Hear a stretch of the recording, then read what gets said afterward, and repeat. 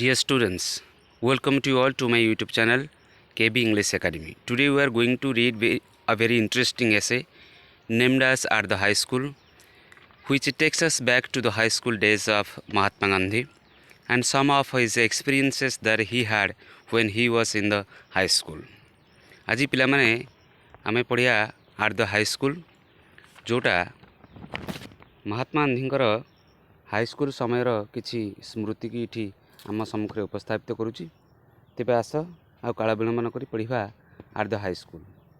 आज you all know Mahatma Gandhi was one of the tallest leaders of the world. जेमिति कि तुमे माने समस्ते जानिच महात्मा गांधी होउछंती विश्वर महानतम नेता मानक मध्यरु अन्यतम। टॉलेस्ट मीन्स इटी उच्चा बा डेंगा नुहे, यार अर्थ होउची ग्रेटेस्ट नेता मानक मध्यरु बा महानतम नेता मानक मध्यरु महात्मा गांधी होउछंती अन्यतम। He was the greatest of our independence movement. आमर स्वाधीनता आंदोलन सी मध्य थे महानतम नेता। He is popularly called the father of the nation, जी लोकप्रिय भाव में जातिर जनक भाव में परिचित, the father of the nation. But before he became the Mahatma in his later life, परवर्ती जीवन रे बा तांको जीवन परवर्ती समय रे से महात्मा जितेबाला हेले ता पूर्व कथा कहउछि। Gandhi received his early education at Rajkot English school in Rajkot in the state of Gujarat. Gujarat राज्यर राजकोट ठारे थिबा राजकोट इंग्लिश स्कूल रे से तांगर अर्ली एजुकेशन बा प्राथमिक शिक्षा ग्रहण करथिले। Later it became a full-fledged high school and came to be known as Rajkot High School. परवर्ती अवस्था रे यह एक full-fledged high school बा पूर्ण विकसित हाई स्कूल भाव में परिगणित है। full-fledged means fully developed, अर्थात पूर्ण विकसित हाई स्कूल रूपांतरित है। And came to be known as Rajkot high school, एवं राजकोट हाई स्कूल भाव में परिचित होगा को आरंभ कला। Gandhi matriculated from this school in 1887। यही स्कूल गांधी 1887 रे मेट्रिकुलेशन पास कले एट द एज ऑफ 18। तांको जेतले बयस होइथला 18 वर्ष। आफ्टर इंडिपेंडेंस अर्थ आमर स्वाधीनता परे इन 1947 1947 रो स्वाधीनता परे द स्कूल वाज रीनेम्ड। ए स्कूल रो रीनेम हला अर्थ पुनः नामकरण करागला the Mohandas Gandhi high school. पुनः नामकरण करा जाई स्कूल ना रखला Mohandas Gandhi high school in the honour of the father of the nation. जातिर जनक अर्थात महात्मा गांधी का समानार्थे ये स्कूल नामकरण कराला Mohandas Gandhi high school. According to several accounts Gandhi was not so brilliant as a student. According to several accounts, according to अर्थ होउछ अनुଯାयी, सेवरल अकाउंट्स वाला भिन्न भिन्न तथ्य उत्स अनुसार बा रेकर्ड हिसाब रे Gandhi was not so brilliant as a student. Gandhi जने छात्र भाव में एते मेधावी नथिले, भिन्न भिन्न सूत्रु जहाँ जना पड़े। He was noted to be good at English, fair in arithmetic, weak in geography, good in conduct and bad in hand writing. He was noted, से प्रसिद्ध थिले बा परिचित थिले को भाव में ना गुड एट इंग्लिश, इंग्लिश रे भल करि पारुथिले। Fair in mathematics, fair in arithmetic अर्थात अरिथमेटिक रे भल करि पारुथिले। वीक इन जियोग्राफी, किंतु भूगोल रे दुर्बल थिले। गुड इन कंडक्ट अर्थात तांकर आचार व्यवहार भल थिला। And bad in hand writing, किंतु हस्ताक्षर खराब थिला। एते सुंदर हस्ताक्षर गांधीजी लिखि पारु नथिले। Though he didn't have an high regard for his ability, he was astonished whenever he won prizes and scholarship. जदियो तांकर जो एबिलिटी थिला बा निज भितर जो दक्षता थिला, से दक्षता प्रति आंकर हाई रिगार्ड नथला, अर्थात तांकर निजर दक्षता प्रति आंकर निजर सम्मानबोध नथला। अर्थ निज दक्षता को एते बाहाबा से दे पारु नथिले, निजर दक्षता को से वास्तव में चिन्ह पारु नथिले ठीक से। He was astonished whenever he won prizes and scholarships. जेतेबेले से तांको प्राइज दिया होतला, कौन पुरस्कार पाउतले बा स्कॉलरशिप माने छात्रवृत्ति पाउतले, सेतेबेले से आश्चर्य होतले।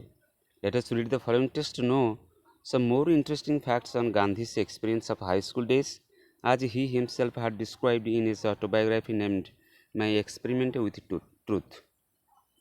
Let us read the following text. चलो आम टेक्स्ट को पढ़िबा टू नो जहाँफल आम जाना कौन सम मोर इंटरेस्टिंग फैक्ट्स किसी आग्रहजनक तथ्य जाना गांधी विषय on Gandhi's experience of high school समय पढ़ुवा बेले जो अनुभूति थिला से अनुभूति को नहीं किसी कथा जाना जोटा सी वर्णना करते ऑटोबायोग्राफी बा आत्मजीवनी माय एक्सपेरिमेंट विथ ट्रुथ नामक बही तेज आस विषय को जीवा I was not regarded as a fool at the high school से कहते कौन I was not regarded as a fool at the high school पढ़ला बेले मु जड़े फूल बा निर्बोध बा मूर्ख भाव में विवेचित हो नी मत किए भावुन मु मूर्ख बा निर्बोध बोली बा बोका बोली I always enjoyed the affection of my teachers सदाबले शिक्षक स्नेह उपभोग करुले ये अर्थ शिक्षक स्नेह श्रद्धा पाते certificates of progress and character use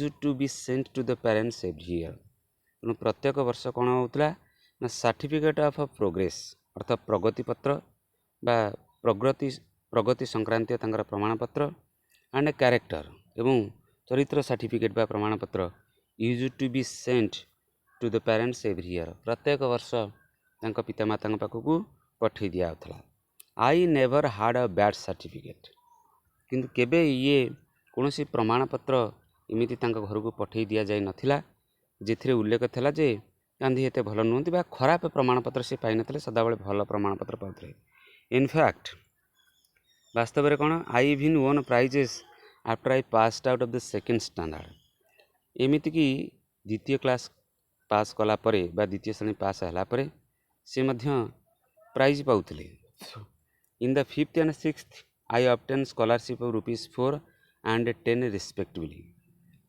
जिते से पंचम पढ़ुले और षष्ठ पढ़ुले से स्कॉलरशिप पाई ऑब्टेन मीन्स पाइबा बा प्राप्ति हवा हासिल करवा से स्कॉलरशिप पाई अर्थात छात्रवृत्ति पाई केते टंगार 4 and 10 रिस्पेक्टिवली अर्थात यथाक्रम क्रम अनुसार 4 टंका और 10 टंका अर्थ पंचम 4 टंका और षष्ठ पढ़ला बेले 10 टंकार छात्रवृत्ति से पाई आन अचीवमेंट ये जो अचीवमेंट बा सफलता गांधी पाई for which I have to thank good luck ये सफलता पाई गांधी सदाबले थैंक करते अर्थात धन्यवाद देते क्या गुड लक को बा सौभाग्य को मोर दैन माय मेरिट अर्थ निजर जो मेरिट थिला भीतर जो योग्यता थिला बा योग्यता जो सी जे स्कॉलरशिप पाउथले से कथा को सी विश्वास करि पर नथले सी बरं एथि धन्यवाद दौले बा श्रेय दौले क्या निजर सौभाग्य को my own recollection is that I did not have any high regard for my ability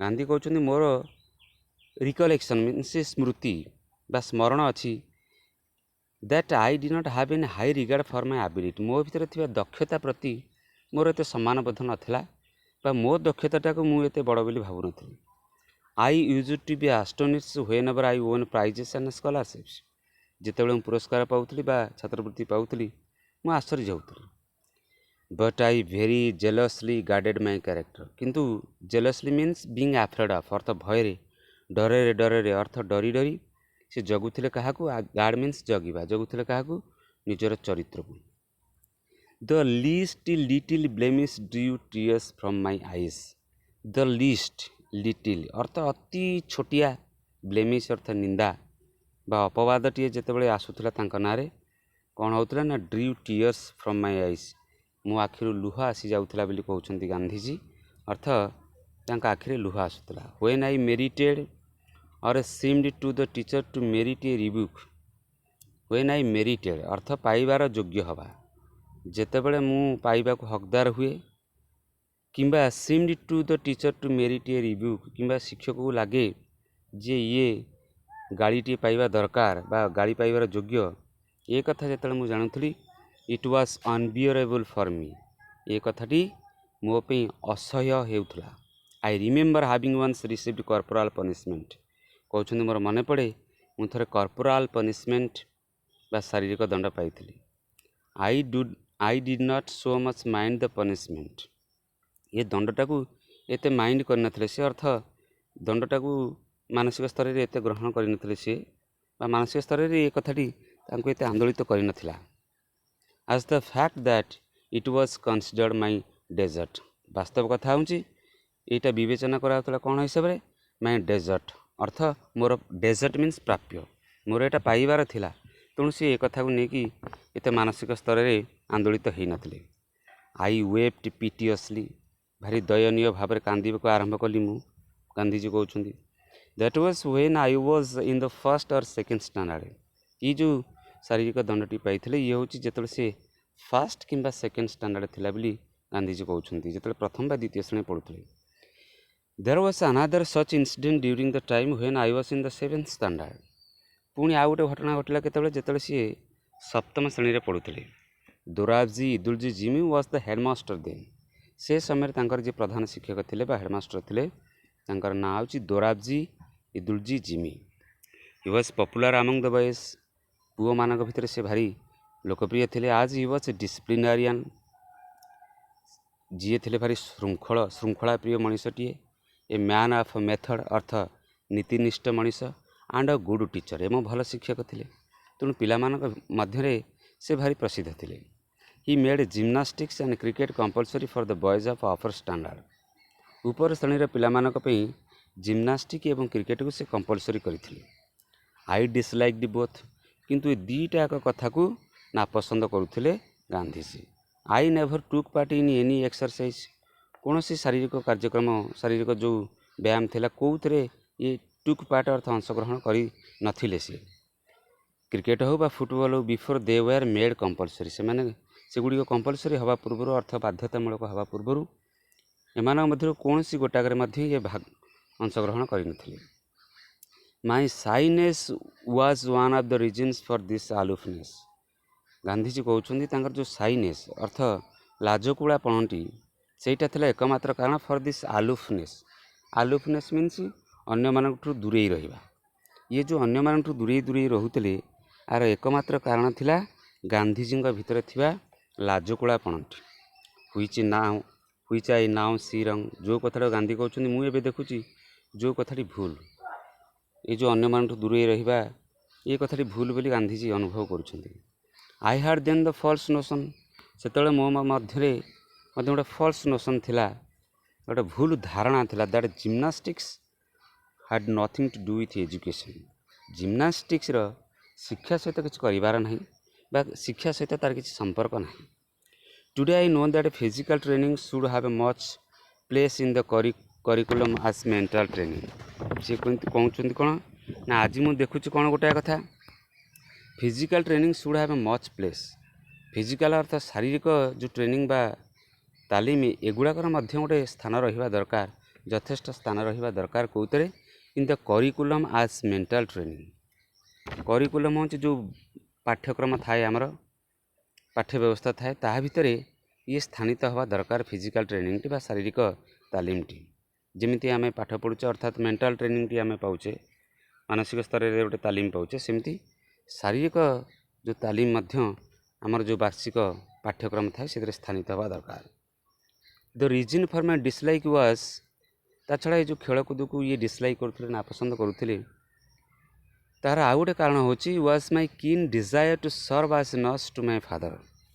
जड़े सेविका भली तांका बापांकर सेवा करिवार जो इच्छा आंक भितर जो गभीर इच्छाटी थिला कीन डिजायर अर्थ गभीर इच्छाटी थिला सेटा हूँ गोटे कारण जो से खेलकूद को नापसंद करुले।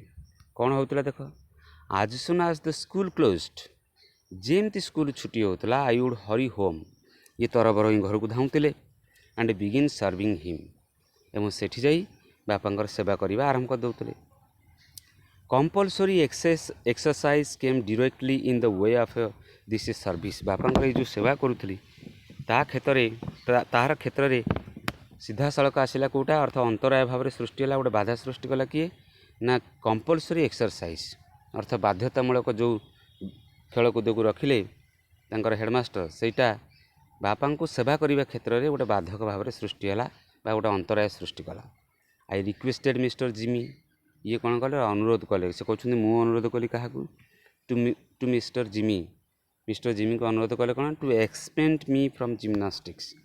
जिम्नास्टिक रु तांको छाड़ करने अर्थ से मुक्त करने से अनुरोध कले जहाँफल कौन हम so that I might be free to serve my father. जहाँफल ये फ्री हो अर्थ स्वाधीन हो मुक्त हो बापा सेवा करें। But he would not listen to me, किंतु ए कथा को सी जमा शुणिले नहीं, अर्थ दोराबजी दुलजी जिमी ए कथा को कर्णपात कले नहीं। Now it happened that one Saturday, तेणु कौन है गोटे शनिवार दिन घटना एमती गोटे घटला। When we had school in the morning, सकाळ बेला स्कूल थाए। I had to come from home to school for gymnastic at 4 o'clock, जितेबले कि सकाळ बेला स्कूल सारी मैंने घर को जाते और 4टा बेले जिम्नास्टिक क्लास पे स्कूल को आसबार था इन द आफ्टरनून, अपराह 4टार। आई हैड नो वाच, अंक पाखे तो घंटा नाला। And the cloud deceived me, एवं जो बादल ढांकी थिला आकाश रे बा मेघ जो ढांकी थिला एटा गांधी को ठकीदेला। अर्थ मेघुआ मेघुआ पाग जो गांधी ठीक समय जापारानी। Before I reached the school, ये स्कूल रे पहुँचा पूर्व द बॉयज हैड लेफ्ट, पिला माने स्कूल छाड़ी चली जाते। The next day Mr Jimmy examining the roll, परवर्ती समय परवर्ती दिन में जो मिस्टर जिमी छात्र उपस्थान को एग्जामिन कले, अर्थ परखिले, फाउंड मी मार्कड एब्सेंट, देखिले जे गांधींकर अनुपस्थित पड़ी, अर्थ से एब्सेंट बोली उल्लेख अच्छी से। Being asked for the reason for absence, जिते मत पचरा गला एब्सेंस रीजन अर्थ अनुपस्थित कारण, I told him what had happened, जहाँ जहाँ घटीला मुझे सब कहली। He refuse to believe me, किंतु से मत विश्वास करने को नाराज थे, अर्थ मना कले मो कथा विश्वास करे नहीं। एंड ऑर्डर्ड मी टू पे अ फाइन ऑफ 1 or 2 अणाज, तेणु मत फाइन स्वरूप बा जोरिमाना स्वरूप गोटे किंबा 2टा 1 किंबा 2 अणा देवाई कहले। I was convicted of lying, तेणु मु मिछ कहूथारु दोषी साब्यस्त हेली। कन्भिक्टेड ऑफ हूँ दोषी साब्यस्त हवा, तेणु मिछ कही बोली मु दोषी साब्यस्त हेली बोली कहउछंती। दैट डीपली पेन्ड मी, जो कथारे मत गभीर भाव में जंत्रणा देला। How was I to prove my innocence, केमिति मोर जो निर्दोष पणियाटा को निरीह पणियाटा को प्रमाणित करी से कथा मुझे भावुली। देयर वाज नो वे, मो पाखे कौन बाट भी नाला। आई क्राएड इन डीप एंगुइश, मु एंगुइश मीन्स मेंटल पेन, अर्थ मानसिक जंत्रणा मु कांदिबा को आरंभ कली। आई सॉ दैट, से दिन मुझे देखिली कौन, ए man of truth must also be A man of care. से दिन मुझे देखिली जड़े मैन ऑफ ट्रुथ अर्थ सत्यवादी मनीषटीए कौन हवा दरकार, ए मैन ऑफ केयर जत्नशील मनीषटीए हवा दरकार, जत्नवान मनीषटीए हवा दरकार। This was the first time and last instance of my carelessness in school, यहाँ हूँ प्रथम थर एवं शेष इंस्टान्स भी, शेष उदाहरण भी कहार ना, my carelessness in school, school रे मोर केयरलेसनेस अर्थ जत्नहीनतार ये हूँ प्रथम एवं शेष उदाहरण। आई हैड ए फेंट रिकलेक्शन, कहते आई हैड ए फेंट, फेंट अर्थ क्षीणतम बा टिके, रिकलेक्शन बा स्मृति अच्छी कौन आंकर टिके टिके मन अच्छी। दैट आई फाइनाली सक्सीडेड, परिशेष में सफल हेली कौन करें, in getting the fine remitted, मो उपर जो जोरिमाना लगाया था ताकू उठेबारे बा ताकू छाड़ करेबारे से सफल होते, अर्थ जोरिमाना आंको देवा पड़ नाला। The expansion from exercise was of course obtained, एवं एक्सरसाइज गुड़ा गुरु अर्थ जो जोग व्यायाम एगुड़ा सब थिला, शारीरिक जो खेलकूद था, जिम्नास्टिक क्रिकेट ये सब थिला, सेतुरु आंको छाड़ मिलला केतेबेले, एक्सेम्पशन है केतेबेले, from exercise of course obtain, obtain अर्थ हासिल करवा, हासिल कले केतेबेले, as my father wrote himself to the headmaster, जितेबेले बापा निजे हेडमास्टर पाखक चिठी लिखिले, saying that he wanted me at home after school, जो से उल्लेख करते जे स्कूल सरिया पर से मते घरे चाहूँगी, अर्थ मु घर जावा दरकार, एक कथा जो बापा लिखिकी जनइले से मुक्ति मिलला एक्सरसाइज गुड़ाक। बट दो आई वाज नॉन द ओस for having neglected exercise, I am still paying the penalty for another neglect. चे कौन बट दो जदियो आई वाज नॉन द ओस फॉर, अर्थ नॉन द ओस फॉर अर्थ हूँ प्रतिकूल प्रभाव पकईवा, अर्थ अनुकूल प्रभाव नुहे, प्रतिकूल प्रभाव कहते सी जो मु भूल करी से भूल गुड़ाकर बा जो अवहेला करी से गुड़ाकर मो पर प्रतिकूल प्रभाव पड़ नाला, अर्थात नेगेटिव प्रभाव पड़ता बर पॉजिटिव प्रभाव पड़ता। कहबार अर्थ हूँ गांधीजी से जो नेग्लेक्टरू किसी शिखी किंतु ये सब सत्वे I am still paying the penalty for another neglect. किंतु ये सब सत्वे आउ गोटे अवहेला एवं पेनाल्टी देवाक पड़ू अर्थात जोरिमाना देवाक पड़ू अर्थात दंड पेनाल्टी अर्थात दंड भोगवाक पड़ू आउ गोटे अवहेला। I don't know whence I got the notion. मु जानी केतबेले आई गॉट द नोशन केतबेले मो भीतर गोटे धारणा आसला that good handwriting was not a necessary part of education. केतबेले मो भीतर गोटे धारणा आसला जे सुंदर हस्ताक्षरटीए शिक्षार गोटे आवश्यकता अंश नुहे बा आवश्यक अंश नुहे माने सुंदर हस्ताक्षर जे शिक्षार गोटे अंग ए कथा मो मन भितर आसु नथिला। अर्थ मु भाबुतली शिक्षा सहित सुंदर हस्ताक्षर कौन संपर्क ना। But I retain it until I went to England. यही कथाटी मुझे रिटेन कली अर्थात बजाय रखिली। ये धारणाटी मो भितर बलवत्तर थिला को पर्यंत until I went to England मु इंग्लैंड जीवा पर्यंत।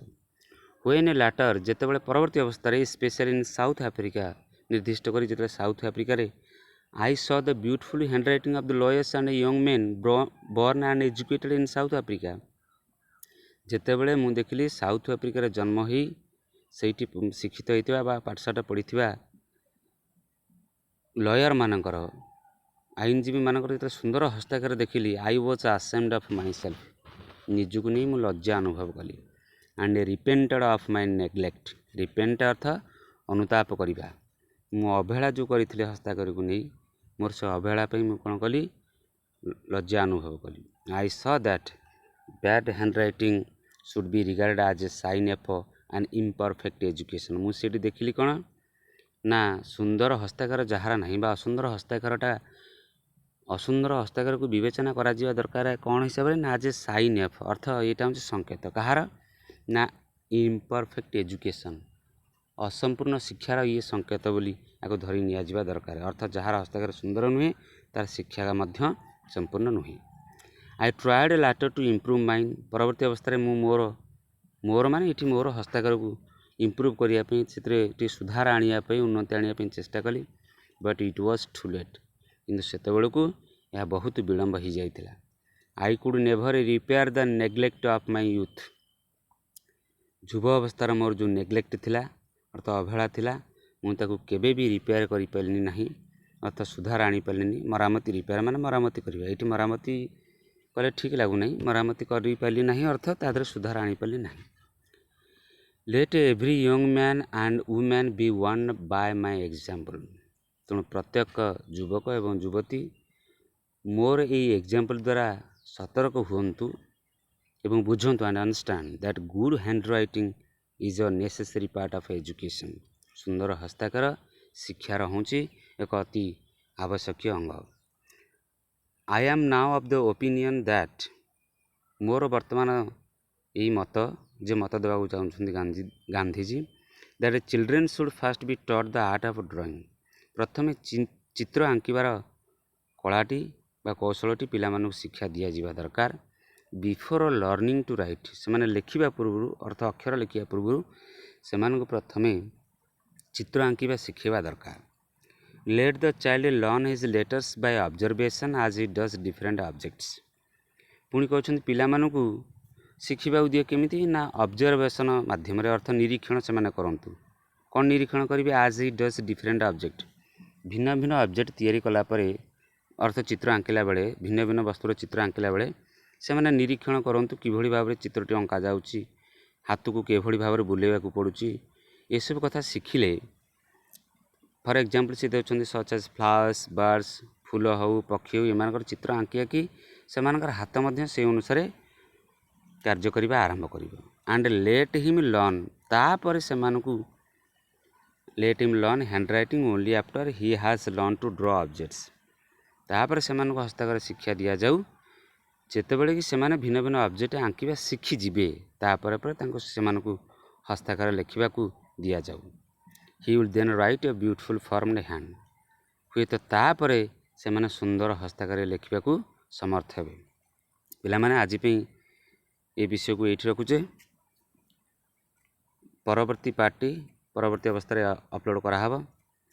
जदि विषय भल लगुच तुम यह उपयोगी बोली अनुभव होची तेज निश्चिंत भाव में मो चैनल को सब्सक्राइब लाइक एवं शेयर करी। जय जगन्नाथ।